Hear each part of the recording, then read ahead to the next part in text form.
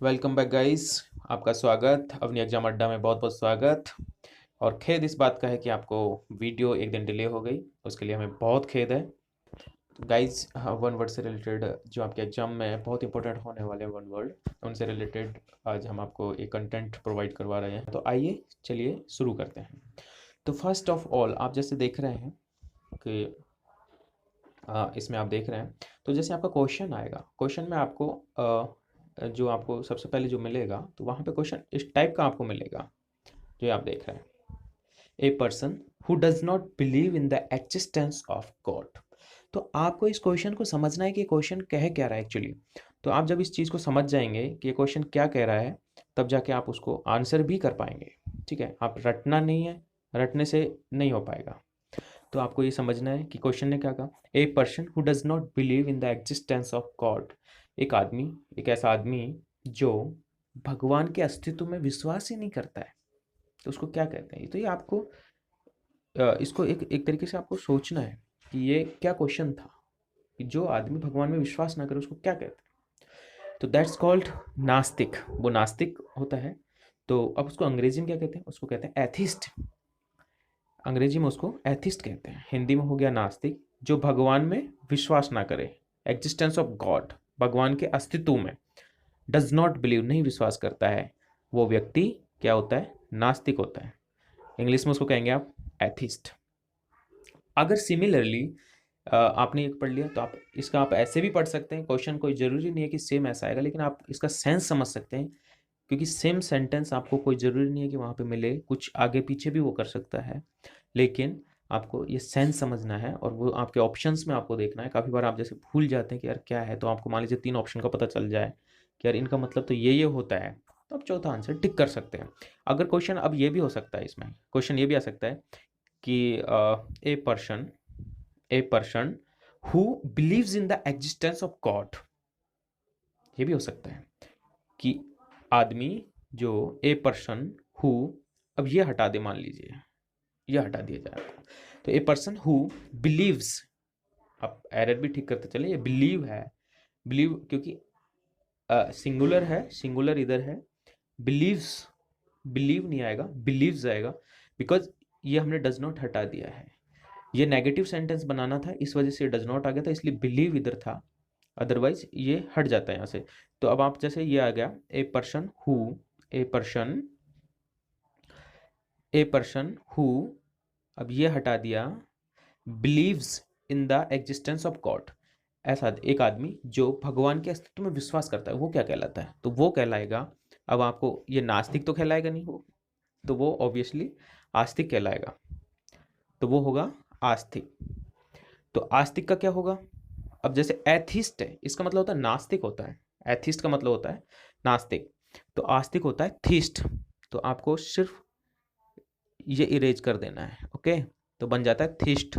Theist का मतलब होता है आस्तिक, जो भगवान में विश्वास करता है, who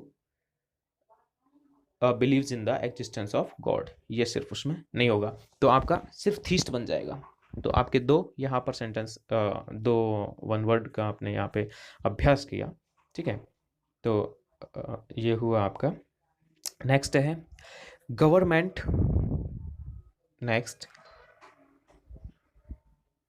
one second. Government by one man who has unlimited power. अब अनलिमिटेड पावर, आपको इस सेंटेंस को समझना है कि क्या कह रहा है, सेंटेंस क्या कह रहा है। एक ऐसा आदमी जिसके पास अनलिमिटेड पावर हो और वो गवर्न कर रहा हो, सरकार चला रहा हो, और जिसके पास अनलिमिटेड पावर हो, मतलब कि सारी शक्तियां उसी के पास हो, एक ही आदमी के पास, तो सीधी बात है, तो हम भी जनरली कहते हैं कि यार बिल्कुल ही ये निरंकुश हो रखा है, किसी का अंकुश नहीं है इसी के ऊपर, है किसी को कुछ समझता नहीं है। तो दैट्स होता है निरंकुश, निरंकुश राज्य शासन, जैसा कि इसमें लिखा हुआ है निरंकुश राज्य शासन। तो आप इसको निरंकुश राज्य शासन भी कह सकते हैं, या आपको एक तंत्र भी कह सकते हैं, जहां पर शक्तियां सारी एक ही जगह इकट्ठी होती हैं। अब जैसे लोकतंत्र है, हमारा देश डेमोक्रेसी है, लोकतंत्र है, जनता का जनता द्वारा जनता के लिए शासन होता है। यहाँ पर किसी एक के हाथ में सत्ता नहीं है, लेकिन अगर किसी एक के हाथ में आ जाए, निरंकुश हो जाए, तो उसको हम कहेंगे ऑटोक्रेसी। That's called autocracy. तो आप इसको ऐसे याद रखें, कोई ज़रूरी नहीं है कि आपको सेम सेंटेंस ये मिलेगा आपको कि government by one man who has unlimited power. कोई ज़रूरी नहीं है कि सेम सेंटेंस मिले, लेकिन आपको इसके सेंटेंस का मीनिंग आपको समझना होगा, और मीनिंग समझेंगे तो आप तुरंत उसको कर पाएंगे। ये भी बात आप ध्यान रखिएगा। नेक्स्ट है कि ए person who rules without consulting the opinion of others. मतलब एक ऐसा आदमी जो दूसरे से राय मशवरा नहीं लेता है, बिना राय मशवरा के जो शासन करता है। मतलब एक ही आदमी है, वो खुद ही अपने है, जो मैंने कह दिया वही फाइनल है, उसी के हिसाब से अगर वो बात करता है तो वो होता है एक निरंकुश हो जाता है। लेकिन उस आदमी को कहेंगे क्या? उसको कहते हैं ऑटोक्रैट। ऑटोक्रैट निरंकुश, ऑटोक्रैट निरंकुश। जो आदमी किसी के without consulting the opinion of others, opinions विचार अदर्स दूसरों के, कंसल्टिंग सलाह मशवरा करना, विदाउट किसी की बिना सलाह मशवरा के, जो आदमी रूल्स में होता है शासन करना, कि जो दूसरों की बिना सलाह मशवरा के ही रूल करता है, शासन करता है, वो क्या होता है? वो उसको कहते हैं निरंकुश कहते हैं, ऑटोक्रैट कहते हैं। और उस टाइप की, और जो वो व्यक्ति हो गया उसको ऑटोक्रैट कहते हैं, और जो अगर वो गवर्नमेंट हो गई तो उसको ऑटोक्रेसी कहते हैं। तो ये आप चीज़ को समझना है। जो अगर गवर्नमेंट के बारे में अगर बात करेंगे तो वहाँ पे ऑटोक्रेसी होगी, तो वहाँ पे होगी ऑटोक्रेसी, तो वहाँ पे हो जाएगी ऑटोक्रेसी, जो कि ये है ऑटोक्रेसी। अगर अदरवाइज अगर किसी पर्सन के बारे में बात करेंगे, सिर्फ एक पर्सन के बारे में कि जो निरंकुश है, तो उसको हम कहेंगे ऑटोक्रैट। ठीक है, तो ये आपको समझ आया होगा। नेक्स्ट है a place where weapons and ammunitions stored. Means एक ऐसी जगह है जहाँ पर वेपन्स एंड एम्यूनिशंस, गोला बारूद, स्टोर्ड, जहाँ पर स्टोर किए जाते हैं। तो स्टोर किए जाते हैं उसको क्या कहते हैं? ये हो गया एक तरीके, तो उसको कहते हैं आर्सेनल।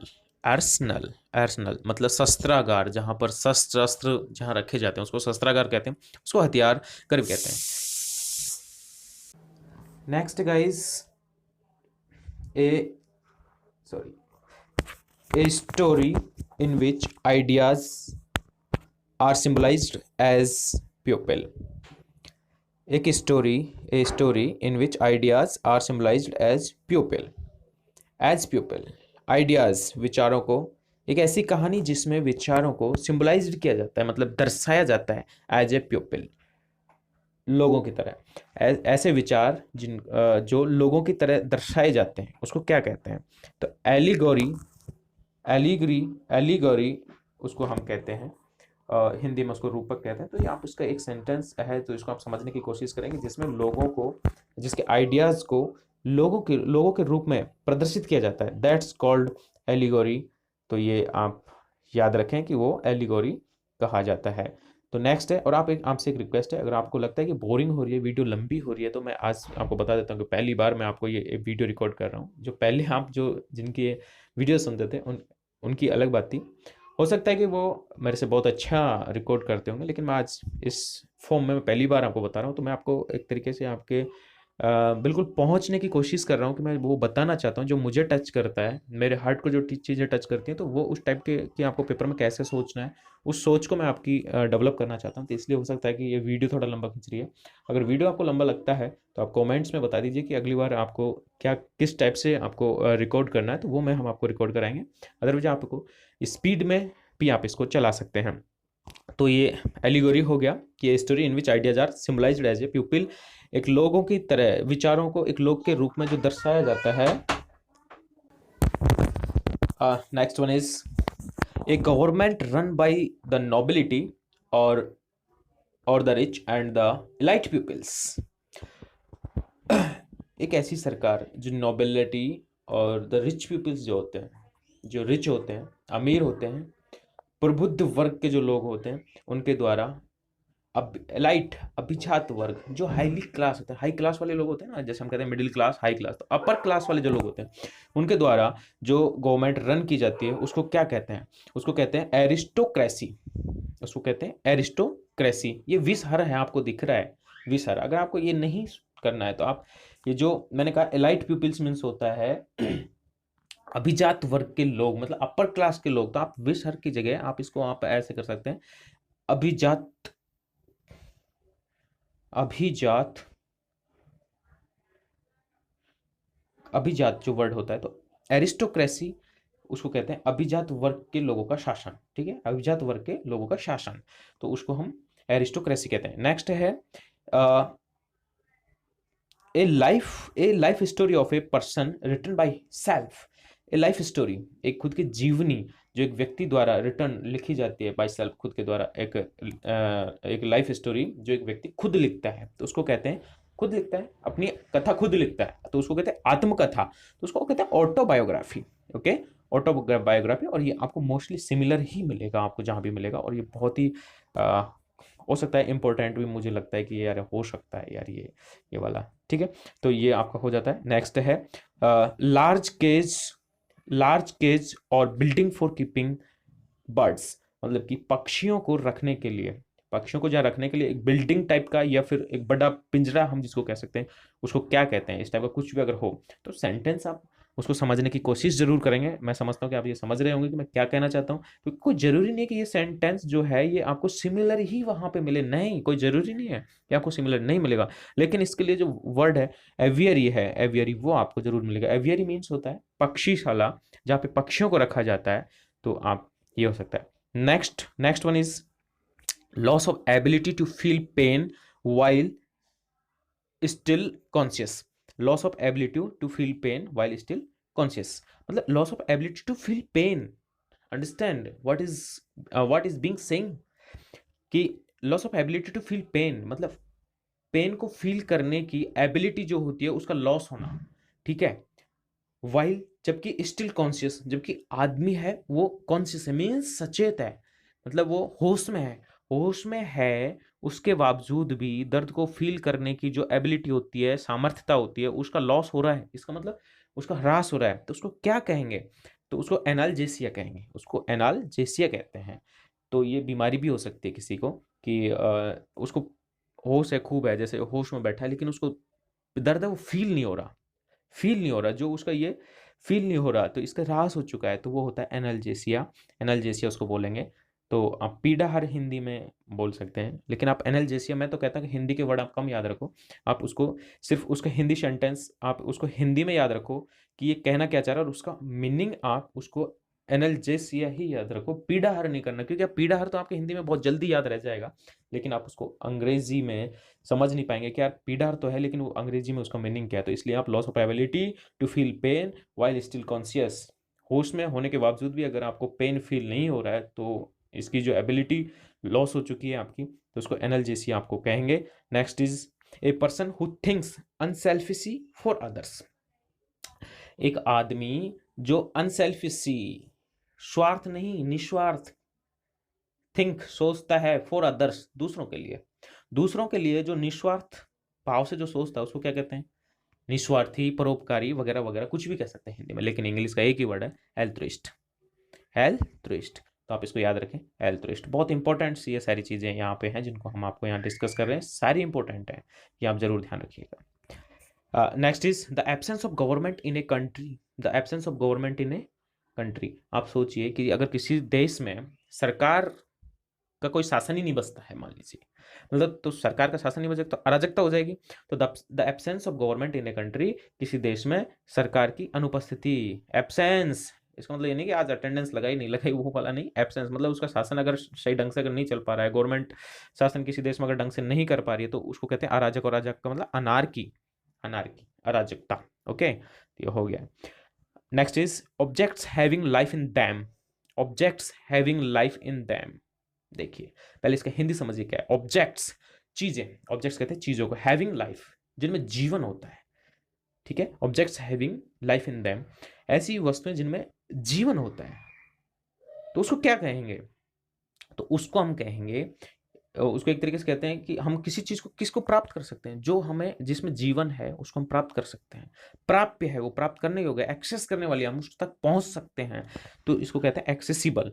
अब कोई जरूरी नहीं है कि आपको वहां एक्सेसिबल ही पहुंचे, एक्सेस, एक्सेस करना, रीच करना, ये भी हम कह सकते हैं, तो रीचेबल भी हो सकता है, तो आप वहाँ उसके ऑप्शंस के हिसाब भी देखें कि आपको ऑप्शन में किस टाइप का वर्ड मिल रहा है, आप उसका सेंटेंस को मीनिंग को समझें कि वो कहना क्या चाहता है, और उसका वन वर्ड क्या है, तो वन वर्ड कोई एग्जैक्ट ये नहीं कि उसका एक्सेसिबल ही होगा, नहीं, रीचेबल भी हो सकता है यार, क्योंकि रीच करना, एक्सेस करना, ये सारी चीजें हो सकती हैं। तो objects having life in them that is accessible, तो वो कुछ डिफरेंट भी हो सकता है, तो वो आप देख लीजिएगा।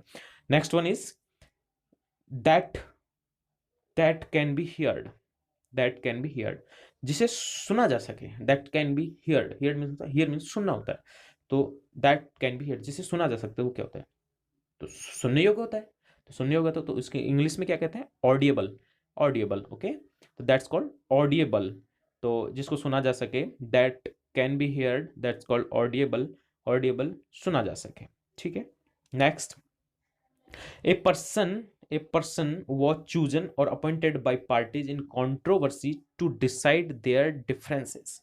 ढंग से इसको आप समझने की कोशिश करें कि कहना क्या चाह रहा है ये सेंटेंस, तो आप इसको समझें कि ए पर्सन वो चूजन और अपॉइंटेड बाय पार्टीज, एक ऐसा व्यक्ति जिसको अपॉइंट किया है या चुना गया है बाय पार्टीज, पार्टी से आप कह सकते हैं कि जैसे दो लोग हैं तो दोनों लोग आए तो उसको एक पार्टी कह दिया, क्या ये पार्टी एक आई, तो उसको पार्टी मीन्स पार्टी, एक दल समूह, जिस जो आपको कोई अपॉइंट करे। इन कंट्रोवर्सी, मतलब कंट्रोवर्सी मीन्स होता है विवाद, इनको भी याद रखें, कंट्रोवर्सी होता है वाद विवाद, जो भी होते हैं विवाद होते हैं, कंट्रोवर्शियल, विवाद, विवादित जिसको हम कहते हैं, ठीक है, इसको सही ढंग से लिखा नहीं जाता। नेक्स्ट टाइम आपको हम इसकी क्वालिटी को बहुत इंप्रूव करेंगे, हम राइटिंग पेन लेके आएंगे, अभी हम आपको सिर्फ फिंगर से कर रहे हैं तो इस वजह से ये ठीक नहीं हो पाता है, तो आपका सपोर्ट हमें मिलता रहेगा तो हम जरूर इसको बहुत अच्छी क्वालिटी की वीडियोस हम आपको प्रोवाइड करवाएंगे। तो controversy to decide their differences, अब कंट्रोवर्सी क्रिएट हुई, कंट्रोवर्सी कब क्रिएट होती है, जब कुछ आपस में कुछ डिफरेंस होता है, कुछ आपस में विचारों में, आइडियाज में कुछ अंतर होता है, तो होता है, तो उसको जो अंतर है तो उस पर डिसाइड करने के लिए, उसको डिसाइड करने के लिए जो किसी दल के द्वारा, किसी पार्टीज के द्वारा, जो एक लोग, एक कोई आदमी जिसको अपॉइंट किया गया है, जिसको चुना गया है, तो उसको क्या कहते हैं, इसका कहने का मतलब है कि उसको क्या कहेंगे, तो उसको सीधा बात है हम क्या कहेंगे, जो निर्णय देता है, जो डिसीजन करे, दो आदमियों में उसको डिसाइड करवा दे, तो उसको आप कहते हैं निर्णायक, हिंदी में निर्णायक, लेकिन निर्णायक इंग्लिश, तो आपको एर्बिट्रेटर भी वर्ड वहाँ पे मिल सकता है, तो एर्बिट्रेटर की मिलने की संभावना ज़्यादा होती है, क्योंकि एक ऐसा वर्ड है जो स्पेसिफिक इसी चीज़ के लिए बना हुआ है, एर्बिट्रेटरी। हालांकि आपको जैसे मैच में रेफरी वगैरह होते हैं, तो रेफरी होता है REFER रेफरी, ठीक है, तो जो रेफरी होता है वो भी निर्णायक होता है, तो अगर मान लीजिए आपको एर्बिट्रेटर ना मिले, रेफरी मिल जाए, तो आप सोचोगे यार ये तो रेफरी मिल गया, तो आपको वहाँ अपना सेंस लगा लेना है कि यार रेफरी का मतलब क्या होता है, रेफरी डिसीजन कुछ लेता है, निर्णय लेता है, इतने सारे में गेम चलता है, तो उनमें जैसे किसी ने कोई कुछ किया, एम्पायर होता है, निर्णय देता है, बॉल नो बॉल थी, आउट है, नॉट आउट है, वगैरह वगैरह, वो अपील करते हैं, तो वही हो गया, तो वो निर्णय वो देता है, डिसीजन वो देता है, तो एक एज ए रेफरी हो गया, निर्णायक हो गया, एम्पायर हो गया, उसको एर्बिट्रेटर भी हम उसको इंग्लिश में बोलेंगे, तो ये सारे वर्ड हो सकते हैं, तो आप एक वहाँ पे सेंस भी अपना ऑन रखें, अपने माइंड का सेंस जरूर ऑन रखें। Next one is one who turn thoughts both inwards and outwards, एक ऐसा जो अपने विचारों को इनवर्ड्स और आउटवर्ड, इधर और उधर दोनों साइड टर्न कर सकता है, टर्न कर सकता है, तो उसको क्या कहेंगे, तो उसको कहते हैं एम्बीवर्ट, एम्बी एम्बीवर्ट, मतलब दोनों तरफ की जो थॉट्स को टर्न कर सके उसको एम्बीवर्ट कहते हैं।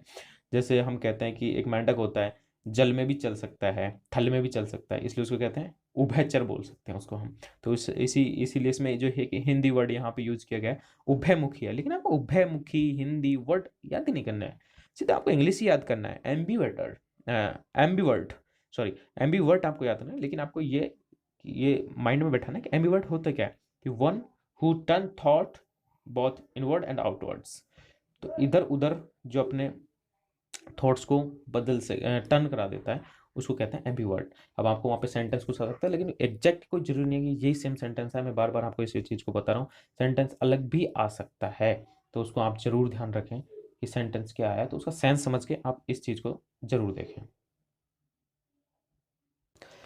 Yes. Next one is the life history of a person written by another. अभी एक क्वेश्चन आया था, अब इसको आप समझने की कोशिश करेंगे। Life history of a person, एक आदमी की जीवनी जो कि written by another, written by another मतलब दूसरों के द्वारा लिखी जाती है, उसे कहेंगे तो जीवनी, कहेंगे तो जीवनी, ठीक है, जो दूसरों के द्वारा लिखी जाती है, लेकिन इंग्लिश में उसका वर्ड होगा बायोग्राफी। बायोग्राफी। अब आप यहाँ पे आप एक समझने की कोशिश करें कि आपको एक पहले, एक हमने इसमें एक पहले आपको एक अभी बताया था जिसका मतलब था ऑटोबायोग्राफी। ये था बायोग्राफी और वो था ऑटोबायोग्राफी। तो a life story of a person written by self, a life story of a person written by self, जो खुद के द्वारा लिखी गई है, इसलिए उसको कहते हैं ऑटोबायोग्राफी, राइट।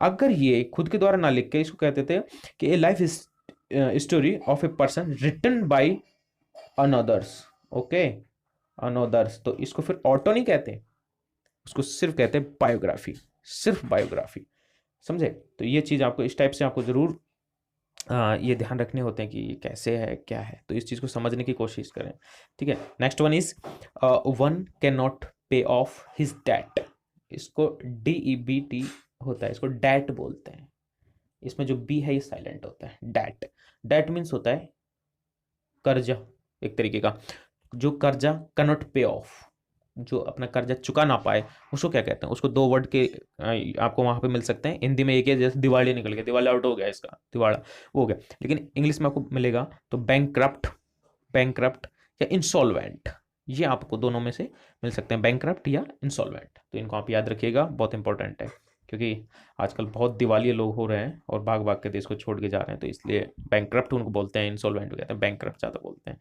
ठीक है।